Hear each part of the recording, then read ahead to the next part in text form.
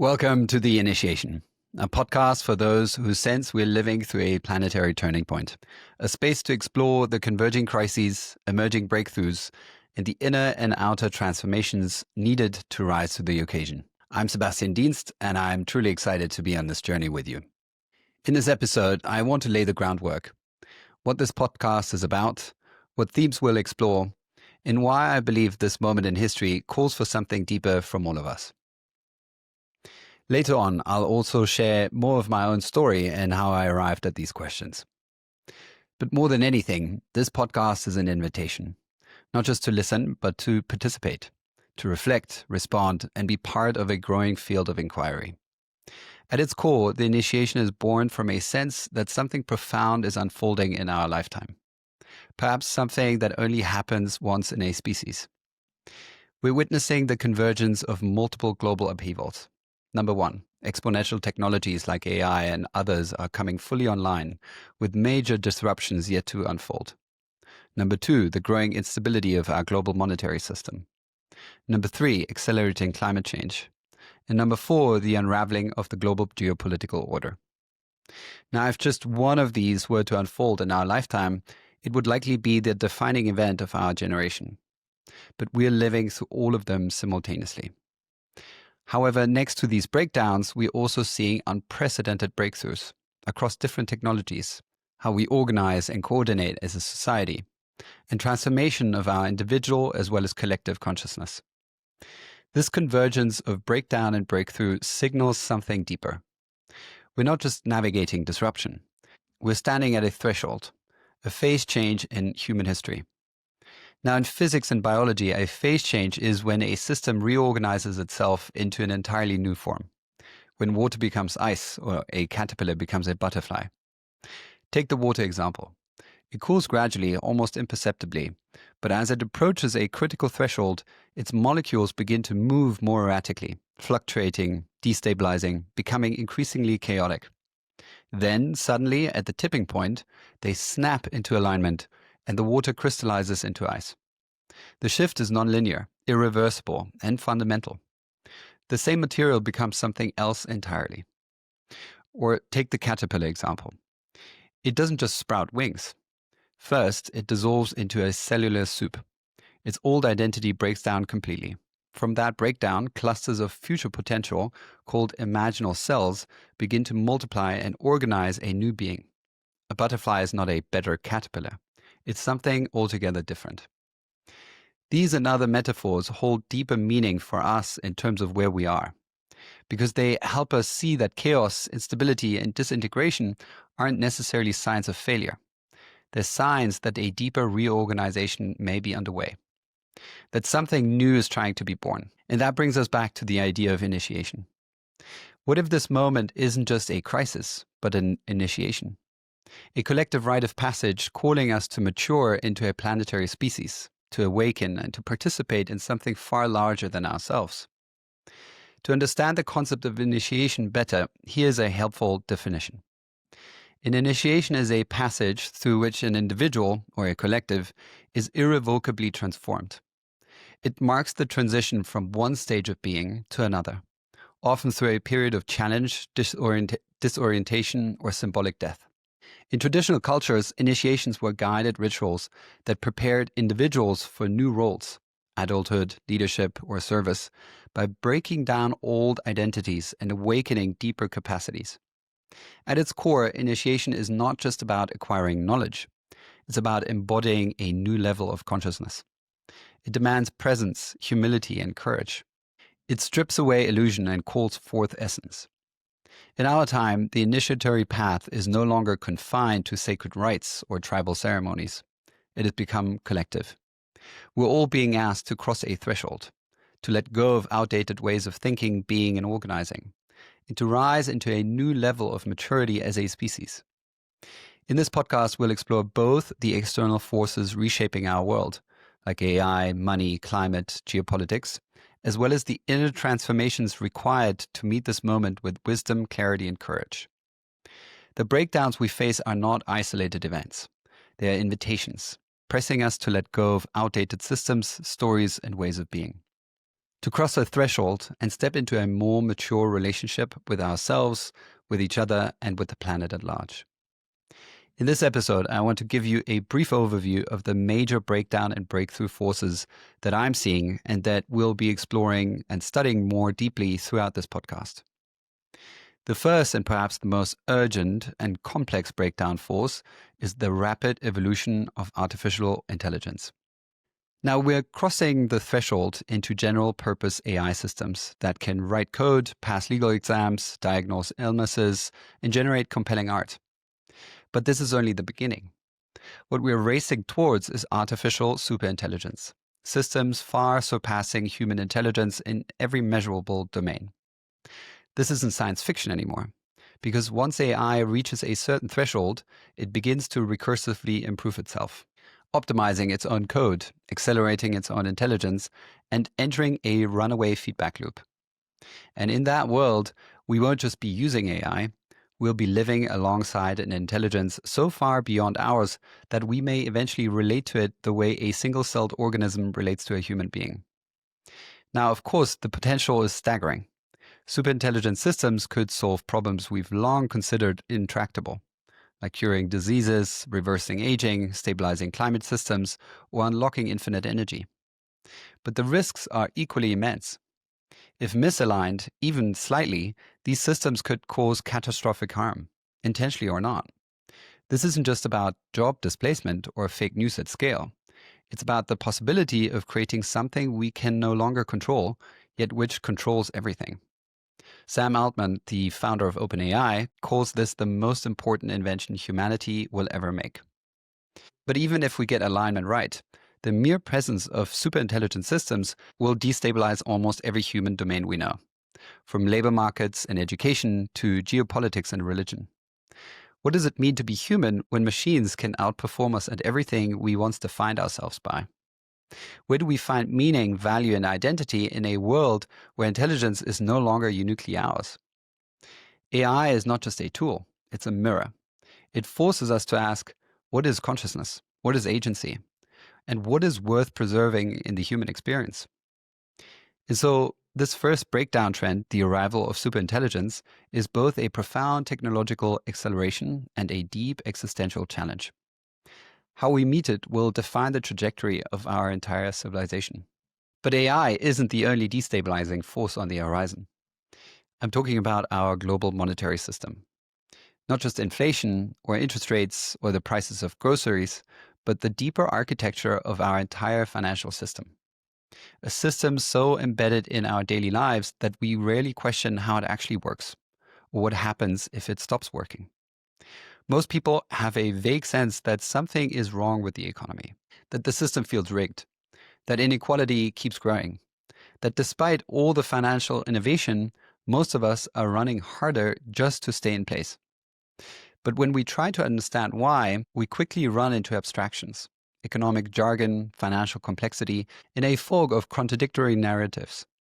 The truth is, the architecture of the global monetary system is not just flawed, it's structurally broken. At the root of it is this. Nearly all money in our world is created through debt. When a bank issues a loan, whether for a car or a house or a business, it creates new money out of nothing. But here's the catch. The amount owed back is always more than what was created because of interest. And that extra amount, the interest, can only be paid if someone else takes out more debt. So the system must keep expanding to function. If it stops growing, it begins to collapse. This debt-based architecture was relatively stable under the Bretton Woods system when money was still tied to gold. But in 1971, the US abandoned the gold standard, and we entered an era of pure fiat currency, untethered from any external reference. Since then, global debt has exploded exponentially. Central banks have tried to manage this expansion through interest rates and money printing, but each intervention just kicks the can further down the road. The result is a global financial system built on ever-increasing debt, diminishing trust, and widening inequality. At the time of this writing, the United States alone carries over $36 trillion in official debt, plus more than $200 trillion in unfunded future liabilities, while only having around $4.6 trillion in yearly tax receipts. That's like someone being 5 million in debt while making 100,000 a year and overspending each year to add to the debt. As trust in central banks erodes and inflation eats away at purchasing power, we're seeing deeper questions emerge. What is money really? Who controls its issuance? And what alternatives might be possible? These aren't just economic questions, they're civilizational ones. Because money isn't just a tool, it's how we coordinate, how we measure value, how we imagine the future. In future episodes, we'll explore what happens when a system built on ever-expanding debt begins to reach its limits, and why alternative monetary models like Bitcoin are being taken seriously not just by tech enthusiasts, but by some of the world's most forward-thinking economists, builders, and reformers. But money isn't the only system reaching its breaking point. While our financial structures strain under the weight of exponential debt, the natural systems that sustain life on Earth are under even greater pressure. Let's now turn to the ecological dimension of this phase shift. Now, as you may know, we've already crossed 6 out of the 9 planetary boundaries, the ecological limits within which humanity can safely operate. These include rising CO2 levels, biodiversity loss, ocean acidification, and the collapse of critical ecosystems like forests and coral reefs. Soil fertility is collapsing. Pollinators are disappearing. Microplastics are now found in human blood and the brain. Industrial civilization has been built on an extractive model that treats nature as an endless supply source and waste dump. And now that model is hitting physical limits. And despite decades of warnings, we are not on track. In fact, the rate of warming is growing exponentially, and none of the 37 major climate models are currently projecting that we'll stay below the critical 2 degrees Celsius of global warming. And if feedback loops like thawing permafrost or the loss of polar ice continue, the actual temperature rise could be far higher than predicted. Why does this matter? Well, because these are not abstract numbers. Every fraction of a degree brings more droughts, floods, fires, crop failures, and forced migration. It affects water availability, food prices, political stability, and even war. Climate isn't just an environmental issue, it's a systems issue, entangled with economics, security, and human survival. And yet even our solutions often backfire. In this context, it's important to understand something called the Jevons paradox, which states that when technology makes energy use more efficient, overall consumption tends to rise, not fall. Let's take lighting as an example. LED lighting is more than 6 times more efficient than incandescent bulbs. You'd think that would lead to a massive reduction in energy use. But what happened instead? Lighting got cheaper, and so we started using it everywhere. From giant billboards to glowing skyscrapers to the Las Vegas Sphere with 1.2 million LED lights. The same logic applies to energy as a whole. As we make energy cheaper and cleaner, we're not necessarily using less of it. In fact, while energy efficiency has increased 36% since 1990, global energy consumption has increased by 63%. And that means renewables aren't replacing fossil fuels. They're just adding to the total. So we're in a situation where more solar panels and better batteries alone won't save us. Not if we continue to extract, consume, and discard on autopilot. What's needed is deeper, a civilizational reset in how we relate to the Earth. As the climate destabilizes and ecological systems begin to fracture, we find ourselves needing global coordination more than ever. But just as that need becomes existential, the institutions and alliances meant to provide stability are weakening. Which brings us to the final breakdown dynamic, the erosion of the geopolitical order. The post-World War II global order, the one many of us grew up taking for granted, has started to fray. After 1945, the United States emerged as the dominant world power. Through a network of military alliances, reserve currency status, Bretton Woods institutions like the IMF and the World Bank, and the globalization of trade, the US effectively underwrote a rules-based international system. And while deeply flawed, that system provided relative stability and coordination for over half a century. But history moves in cycles. And today, that unipolar era is drawing to a close. Internally, the US is showing signs of deep structural decline. Skyrocketing debt, eroding infrastructure, political gridlock, institutional distrust, and growing civil unrest. Rates of depression, addiction, and suicide have reached alarming levels. Life expectancy, once a hallmark of progress, is now in decline. The American middle class is hollowing out. Externally, other powers are rising. China has started to challenge the dollar's dominance by building massive infrastructure projects across Asia and Africa, and more broadly, forging regional alliances that exclude the US. Meanwhile, Russia's invasion of Ukraine marked a clear rupture in the post-Cold War security architecture, reintroducing large-scale military conflict to the European continent. Global supply chains, optimized for efficiency, not resilience, are buckling under the strain of political tensions and climate-related disruptions. Energy markets have become weaponized. Access to semiconductors, lithium, and rare earths, for instance, are now strategic flashpoints. Nationalism is surging. Borders are hardening. And the idea of a coherent global order capable of managing existential risks like pandemics, AI governance, or ecological collapse is slipping away just when we need it most. As investor Ray Dalio has pointed out in his historical analyses, empires tend to rise and fall through recurring patterns. High debt, internal conflict, declining productivity, and a loss of international trust are typical precursors to collapse. We're now seeing those signals across the board. The problem is this: the breakdown of the US leadership is not being replaced by a coherent alternative. We're moving not into a new stable order, but into a multipolar fragmentation, a world of clashing interests, distributed power, and minimal coordination. And in that kind of environment, the risk of miscalculation rises. So do the risks of conflict and global instability. So here we are. Exponential technologies are racing ahead. Ecological systems are fraying. Monetary structures are breaking. And the geopolitical systems that once managed these risks is increasingly paralyzed. These four breakdowns, whether it's AI, money, climate, or the geopolitical order, are not isolated trends. They're entangled, recursive, and mutually reinforcing. The more each one deepens, the harder it becomes to respond to the others. And this convergence is what makes our current moment unlike anything humanity has ever faced. But as with any true phase transition, breakdown is only half the story. Just like in the chrysalis, where imaginal cells begin to cluster and multiply as the old form dissolves, we're now seeing signs of an emerging future. New capabilities, new structures, and ways of being that could reorganize civilization at a deeper level. One of the most potent of these is the rise of what I call foundational technologies. Breakthroughs in computation, biology, and automation that promise to radically expand what's possible, while simultaneously forcing us to confront new ethical, spiritual, and existential questions.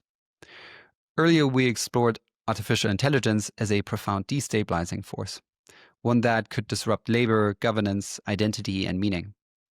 And all of that is true. But to understand this moment fully, we need to look beyond disruption. Because AI is also part of something larger, a new layer of civilization now coming online. Alongside advances in robotics, genetic engineering, and quantum computing, it represents a suite of foundational technologies. Technologies that aren't just improving existing systems, but enabling entirely new ones. If breakdowns are the dissolution of the old structures, then these technologies are the imaginal cells, the clusters of future potential, already beginning to organize a different form of life. Let's start with AI and robotics. As we've seen, AI is no longer just about pattern recognition or predictive models. It's becoming a kind of general intelligence, able to reason, generate code, simulate creativity, and interact with us in increasingly fluid ways. But beyond the algorithms and datasets lies something more profound: a programmable, scalable cognitive substrate, one that could help us solve climate models, accelerate scientific discovery, and explore domains that were previously inaccessible to the human mind. Now combine that with robotics, where intelligence becomes embodied. Already, robots can navigate through rough terrain, assist in surgery, assemble electronics, and interact with humans. In the coming decade, we are going to see exponential growth in general-purpose robots that can learn new tasks, adapt to new environments, and collaborate in physical space. Imagine elderly care, food production, construction, disaster relief, all reshaped by autonomous, responsive machines. To be sure, AI and robotics will raise urgent questions about control, values, safety, and consciousness itself. But they also open doors to a world where intelligence becomes a shared, networked resource. Next is genetic engineering, our growing ability to read, write, and edit the code of life itself. With tools like CRISPR, we're moving from treating symptoms to editing root causes. Conditions like sickle cell anemia, Huntington's disease, and cystic fibrosis are already being addressed in clinical trials. But the implications go far beyond disease. Researchers are now exploring genes associated with aging, those that regulate telomere length, mitochondrial function, and cellular repair.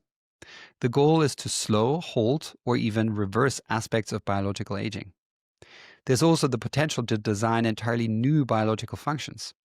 Crops that withstand droughts, microbes that clean up pollution, cells that act as living computers. As biology becomes programmable, the line between natural and synthetic blurs. This power is extraordinary and deeply consequential, because we're not just healing the body, we're redesigning it. And that forces us to ask, what does it mean to intervene in evolution itself? How do we balance innovation with wisdom? Finally, we come to quantum computing, a technological leap that's often overlooked, but no less revolutionary. Classical computers process information using bits, ones and zeros, exploring one solution at a time, albeit rapidly.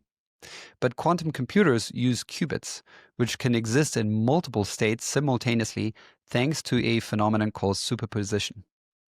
This means they can explore vast numbers of possibilities in parallel. In 2024, a quantum processor called Willow simulated a molecular process in 300 seconds that would have taken a classical supercomputer billions of years. That's not just a performance upgrade, it's a different paradigm altogether.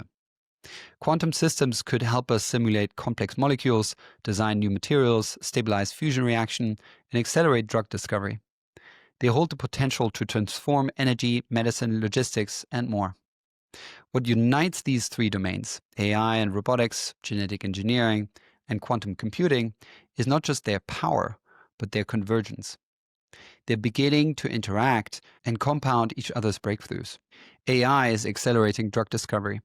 Quantum computing could optimize genetic engineering, etc. In other words, these are not just tools, they're platforms, new substrates for civilization.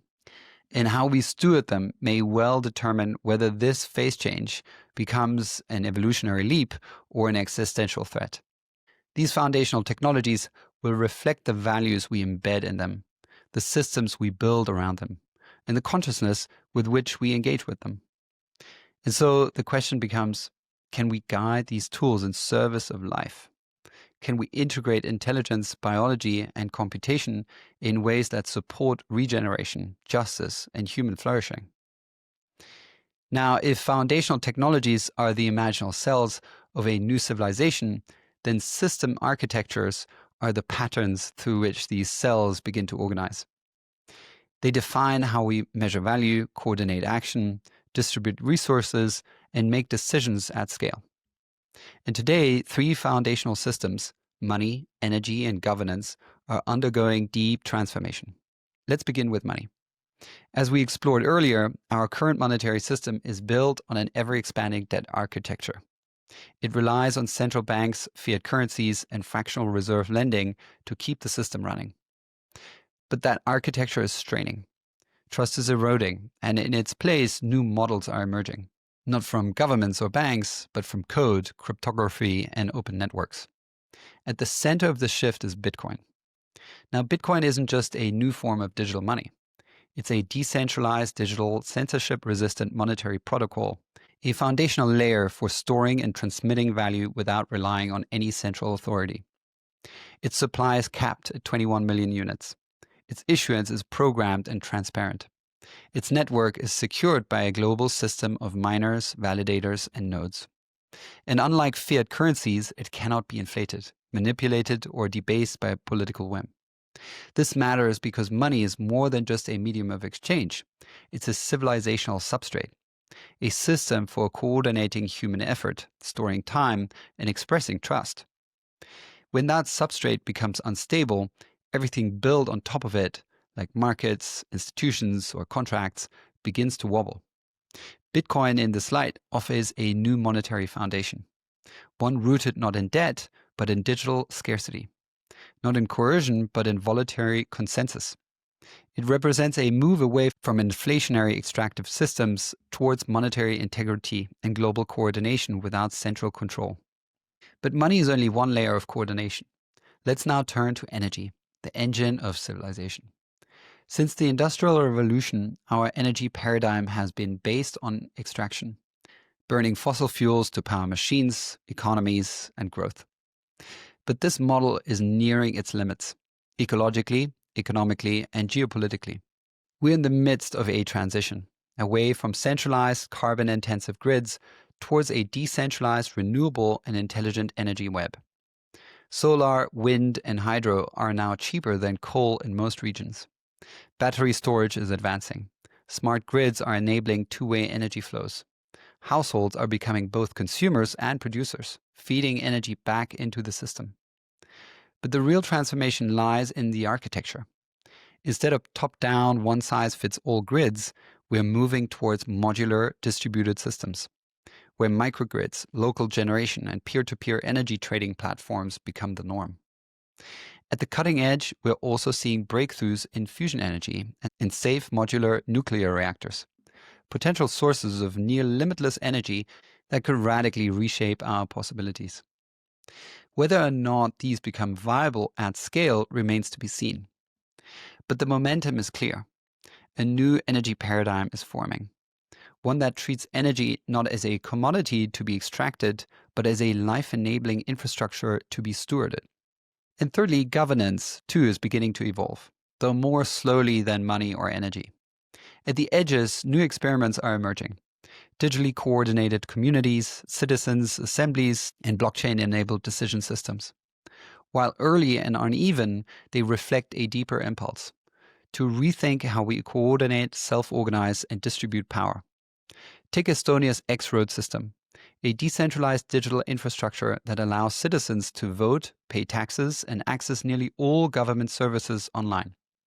It's not utopian or experimental, it's already functioning, offering a glimpse of how governance can become more efficient, transparent, and citizen-centric when reimagined from the ground up. Other models begin digitally, with shared values and protocols, then move towards real-world coordination. Some grow from land-based communities or civic platforms, experimenting with participatory processes. What they share is a shift away from rigid hierarchies towards more adaptive, transparent, and decentralized forms of governance. These are not yet mature alternatives, but they are early signals of a broader shift, from control to emergence, from uniformity to pluralism, from top-down systems to networked coordination. Like in money and energy, we're seeing the early architecture of a new paradigm beginning to take shape. With all that said, the next frontier of transformation isn't just technological or systemic. It's also human.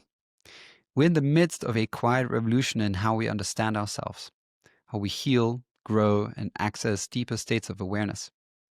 At the heart of this shift is trauma-informed healing. The old model treated mental health as pathology. The new model sees trauma as patterns held in the nervous system, patterns that can be gently unwound through safety, presence, and somatic integration. This understanding is moving from therapy rooms into schools, workplaces, and leadership circles. At the same time, biohacking and precision medicine are giving us new tools to track and support our well-being. Glucose monitors, wearables, HRV data. It's not just about chasing optimization for its own sake, but about cultivating greater resilience and vitality. Psychedelics have also re-entered the mainstream, not as escapes, but as tools for deep healing and insight. In clinical trials and ceremonial settings, they are helping people access buried emotions, dissolve limiting beliefs, and reconnect with meaning. Together, these trends point to a deeper truth. Human beings are not fixed. We're adaptive, neuroplastic, and capable of profound inner transformation. And as more of us step into that work, our collective capacity to meet this moment begins to expand. And as we awaken inwardly, we're also awakening to something beyond ourselves, the earth. For centuries, we treated nature as a backdrop for human progress, an inert resource to be extracted, managed, or ignored. But now the consequences of that mindset are catching up with us. As ecosystems are collapsing, the illusion of separation from nature, from each other, is breaking down. And within this breakdown, a new relationship is beginning to emerge. One rooted in reverence, interdependence, and ecological intelligence.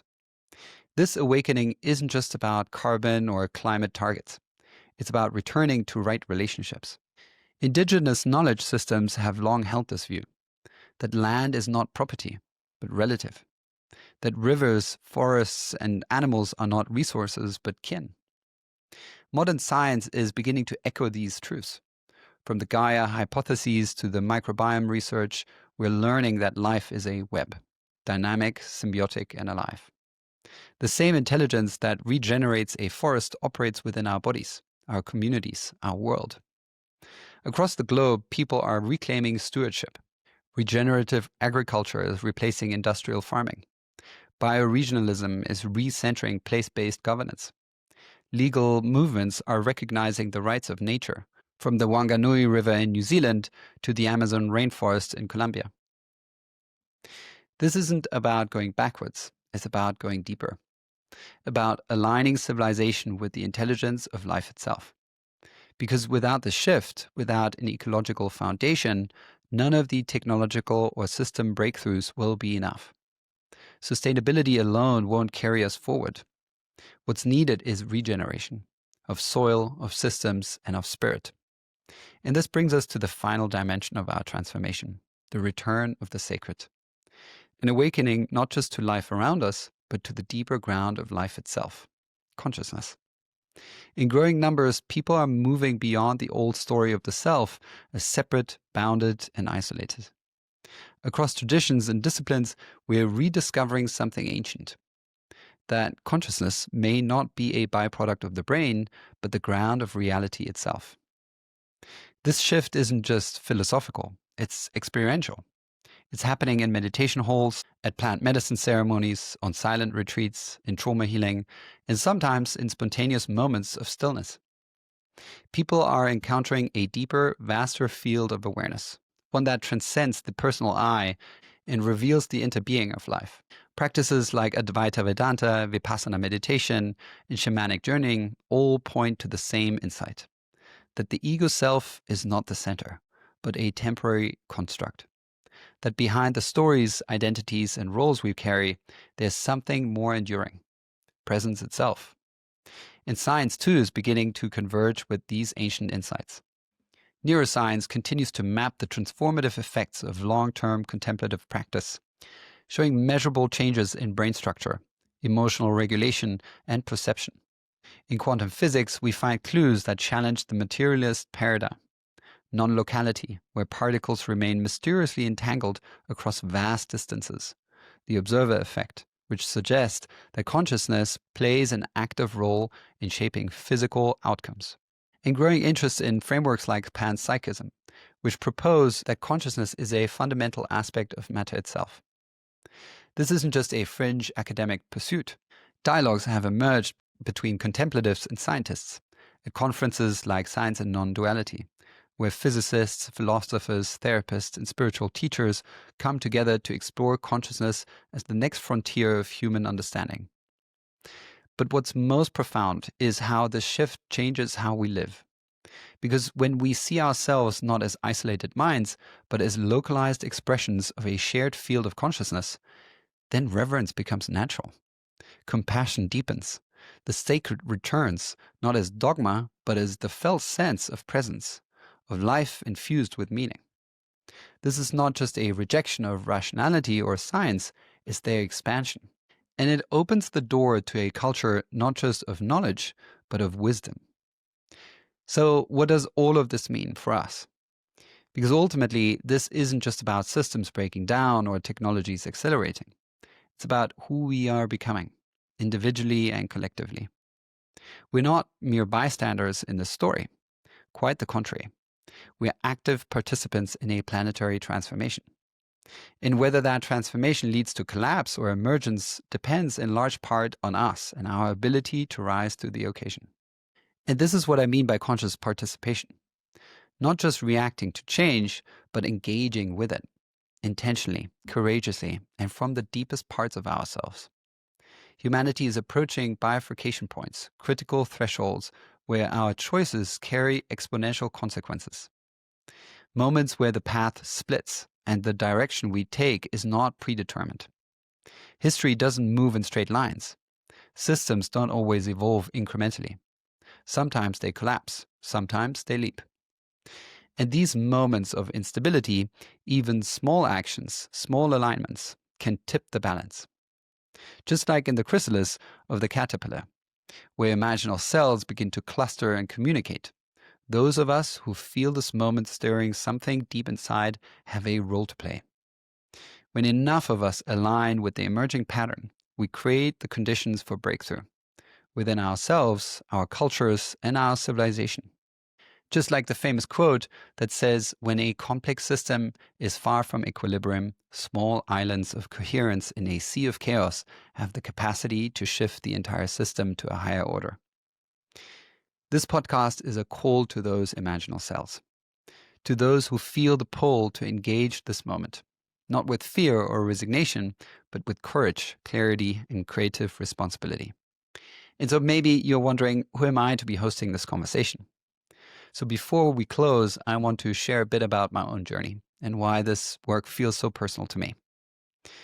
Well, from an early age, I had this vague yet persistent feeling that something monumental might happen in our lifetime. It wasn't really dramatic or specific, more like a quiet intuition, a sense that something larger than life could occur, something that would fundamentally reshape the human story. And that feeling became a kind of compass. And over the last 3 decades, it's guided me on a wide-ranging quest to understand what this transformational moment might be, not just intellectually, but experientially. I began that journey through entrepreneurship.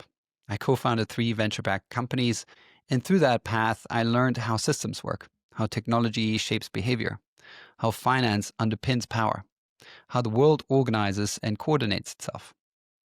Eventually, that path turned inward. And what began as a journey to heal personal trauma eventually broadened into a search for truth, for meaning, for the essence of who I am beneath all the stories and structures. For about 5 years, I was totally wrapped up in spiritual practice, studying with different shamans in the Amazon or staying in monasteries on long-term retreats. But over time, these inner and outer threads began to weave together. I started sharing insights and practices with others, and eventually began supporting others as a coach and mentor, helping them navigate both the challenges of leadership as well as the deeper questions of purpose and growth. Over the years, I've come to see how these 2 domains, systems and self, the outer and the inner, aren't separate at all. They're reflections of the same unfolding process. And at the heart of that process is what I now understand as a collective rite of passage, a species-wide initiation. So you should know that for a long time, I struggled to make sense of what I was seeing and feeling. Then I struggled to speak about it. And finally, I struggled to find the courage to share it out loud. But here I am now. And this podcast is my offering, my way of opening up that inquiry. Not as an expert or as a guide, but as someone who's been circling these questions for a long time and who wants to explore them with you. Because I don't believe we'll make sense of this moment alone. We need many perspectives, many voices, and a shared commitment to meet this time with courage, honesty, and imagination. So as we begin this journey together, I want to leave you with a simple reflection. What does this moment call forth in you? Not as a theoretical question, but as a lived one. Where do you feel pulled to grow, to contribute, to respond more fully to the world as it is, or as it could be? Well, in future episodes ahead, we'll explore the deeper dynamics of our time, one force, one breakthrough, one transformation at a time.